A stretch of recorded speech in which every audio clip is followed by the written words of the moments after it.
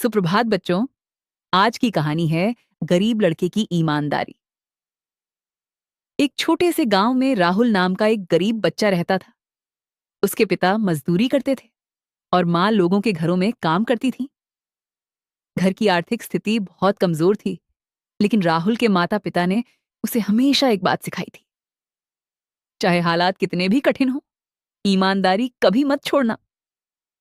राहुल रोज school जाने से पहले सुबह सुबह अखबार बेचता था ताकि अपनी पढ़ाई का खर्च निकाल सके। एक दिन जब वह सड़क किनारे अखबार बांट रहा था, तभी उसे रास्ते में एक चमड़े का बड़ा पर्स पड़ा मिला। राहुल ने उसे उठाकर देखा। पर्स के अंदर बहुत सारे पैसे थे, कुछ जरूरी कागजात और एक पहचान पत्र भी था। इतने सारे पैसे देखकर राहुल के मन में एक पल के लिए विचार आया, अगर ये पैसे मैं रख लूं तो घर की कितनी परेशानियां दूर हो जाएंगी। माँ के लिए दवा आ जाएगी, स्कूल की फीस भर जाएगी। लेकिन अगले ही पल उसे अपने पिता की बात याद आई। गलत तरीके से मिला पैसा कभी सुख नहीं देता।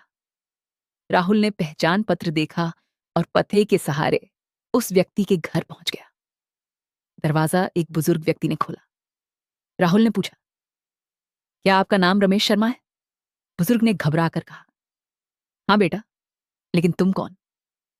राहुल ने पर्स आगे बढ़ाते हुए कहा, मुझे ये रास्ते में मिला था, शायद आपका है।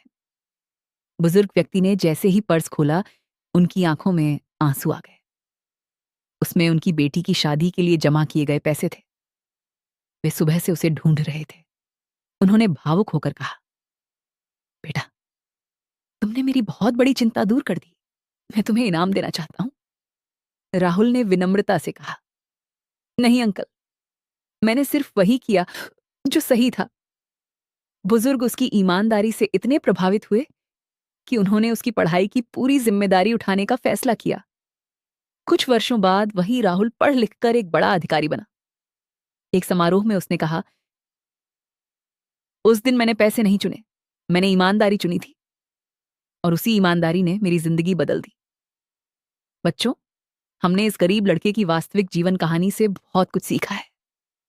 ईमानदारी तुरंत लाभ भले न दे, लेकिन जीवन में सबसे बड़ा सम्मान और सफलता जरूर दिलाती है। Bye bye.